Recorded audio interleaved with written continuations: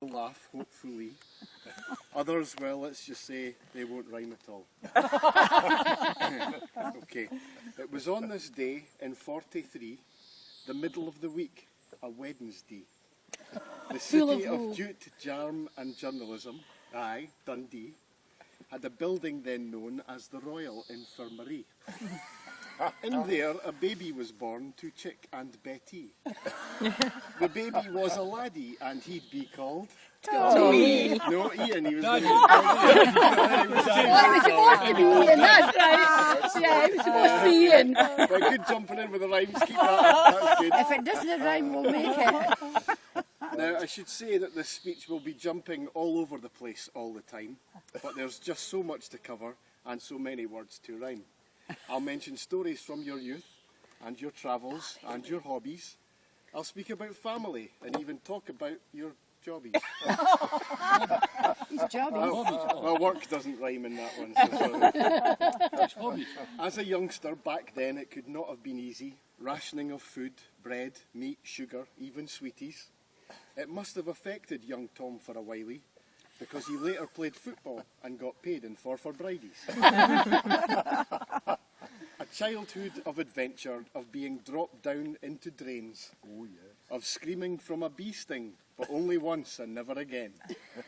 And the closest call of all back then, and this now sounds quite worrying, the Luftwaffe flew down towards your pram and sent you and your poor mum scurrying. Butterburn, Grove Academy, Forfar and the Joeys. He played football for them all. Never dirty, never showy. A talented player, he could tackle, pass and volley. A career that saw cup runs, handballs, not many goals, but the odd trophy. A trial at Leeds and your blood-soaked foot meant you managed to end up wearing a future World Cup winner's boot. But you hung up your boots when moustaches were in fashion, and it'd be a few years till golf took over as your sporting passion. I really like that. After leaving school, evening classes, and then on to McDonald's. To clarify, that's not the fast food place, though his dad was a baker, but he was an apprentice electrician with the engineers and machine makers. Then came Tiki Tiki Timex, a big employer in Dundee, worked with maintenance on Polaroid in the Craigie factory, working 5 days a week and a half-day Saturday. Yeah. Even a broken leg couldn't stop him. He was that dedicated, you see. He also dabbled with bar work at the TAV, of all places. Up the Hackey, not doing the Blackie. Full of students, lots of faces. Now, those of us who know him know that Dad has to work on his recall. Putting names against faces can prove to be a bit of a downfall. I remember one Saturday, a match day at Dens. The main stand was our setting when he saw an old friend. "Davy! Oh, Davy!" The stand heard him shout, but the man kept on walking, never turning about. Dad called out again to this ignorant twit. Then he sat down all sheepish and said, "That's no Davy, is it?"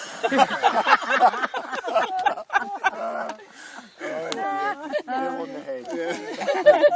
He moved from the Timex after chatting with Boo and joined up with Sedco for something quite new. Working offshore to the North Sea he was racing, but shortly thereafter he was in the Amazon basin. A new life in Rio for a year was the call. Hollywood stars, great train robbers, favelas, he saw it all. Sugarloaf, Corcovado, Maracana and Patsy and Paul. Our time in Rio de Janeiro soon came to an end, but the travels did continue and Mallorca was around the bend. 2 years in the sun near Palma, San Agustin was the town. Chicken pox for me and Jane, Mum inviting sailors round. Patsy and Paul were there, and there was lounging by the pool. 2 kids signed up for King's College when only one was meant for school. You coached the boys in the football team and they thought it a bit of a joke that after the first game you saw them play, you stopped their half-time coke. While we were there, we had our share of visitors, it's true. Elaine and Pauline, Chris and Faye, and Gran and Grandad too. That's one of the things I've taken from you, you may be glad to hear, that while it's nice to have nice things, family and friends should be kept near. Now, I couldn't do this speech without mentioning a few of the people who have been so important to you. Some are no longer here to celebrate with us, but they're all in our thoughts as we make such a fuss. Nessie and old Tam, such big parts of your life, especially allowing your pal's wee sister to become your wife. And I wonder if you ever think back to your vows on that wedding day. The question is, when do you think Mum will start to obey? Back to Nessie and Tam. They were always behind you, and I'm sure you'd agree, whether cheering on the Joeys or screaming at the referee. It's hard to imagine how lucky you are that your in-laws could track you to Rio. Yes, that bloody far. And on our return from Brazil, disaster prevented, as we stayed in their house because ours had been rented. And a thought for Anne, your beautiful wee sister. My words are not sufficient to convey just how much we all miss her. Now, your mum and your dad are still both on the go, from the prefabs of Craigie to the suburbs of Toronto. And now they're back in the ferry with its cold and its rain. But I know they're delighted to be seeing you again. And your wife, darling Martha. Well, that's one name you've called her. Your partner for more years than you both can remember. While offshore, half your life was apart. That was tough. How on earth to keep up with the home life and stuff? No mobiles or emails in those days, you see. Ship to shore radio contact, it would have to be. Now, I've always believed that Mum was the one who'd sniff out a bargain and buy anything under the sun. But Dad should keep quiet, and I'm sure you all agree, because Mum's never gone out for shoes and come back with a Val Dunican LP.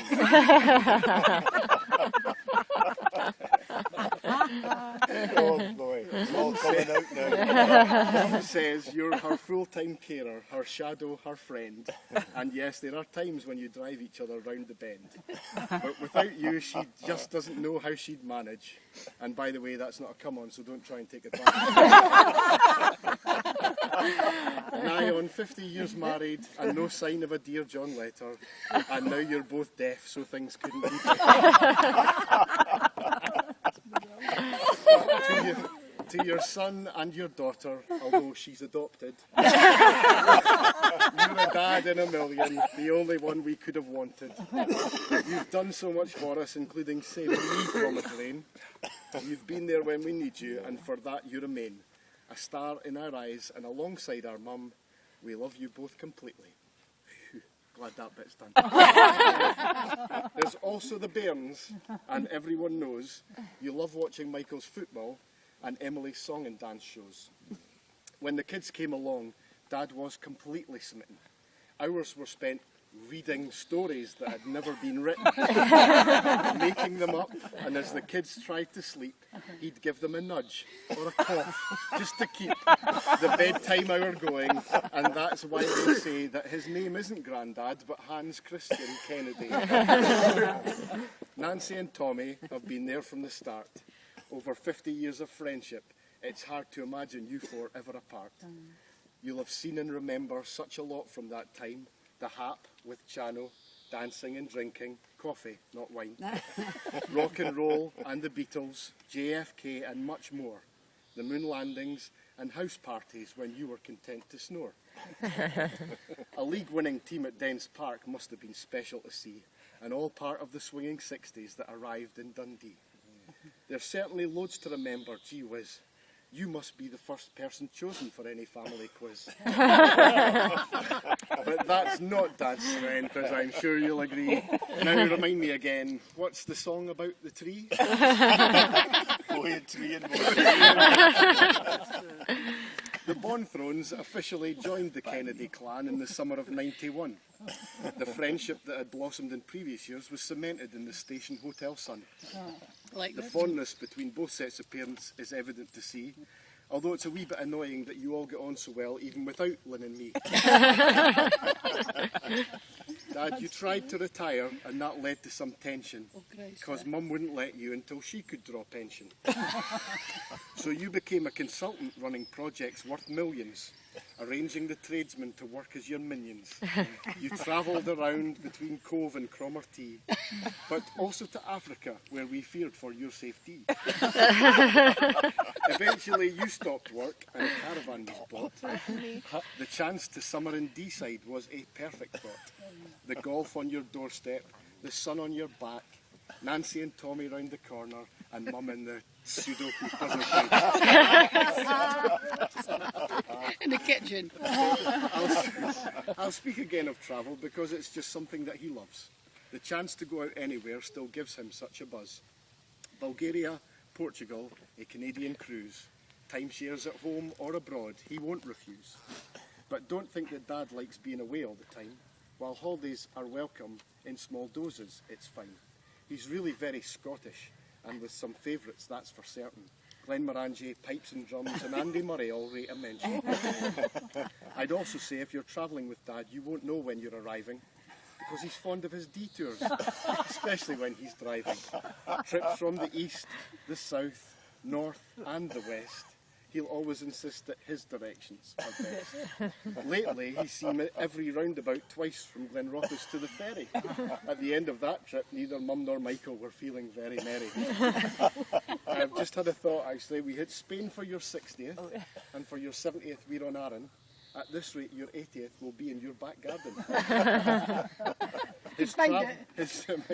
His travels opened up the world of language, he would say.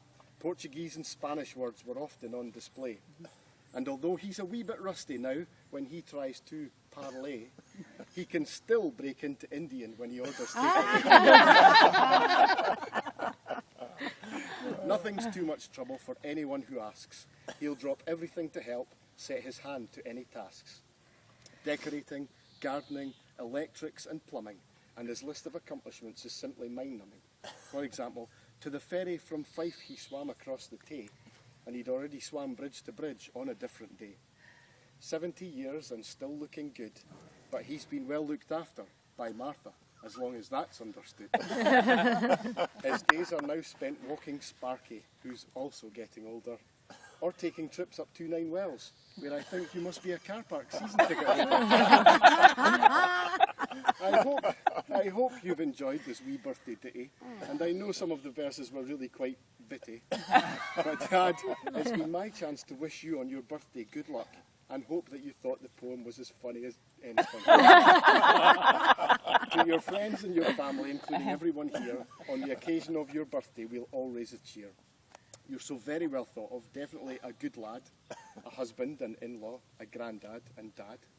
From Tommy and Nancy to Elspeth and Sandy, Alice and Davy to Norrie and Deirdre, Ruth and Ken to Dave and Jean, Jim, Janet, Larry, Ina, Patsy, Paul, Brian, Linda.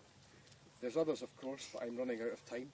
My throat is drying up and I need a glass of wine. So can we all raise a glass as the speech now is ending, and a toast to our host. Birthday wishes we are sending. Happy birthday. Well done. Well done. Well done, Tommy. That was excellent.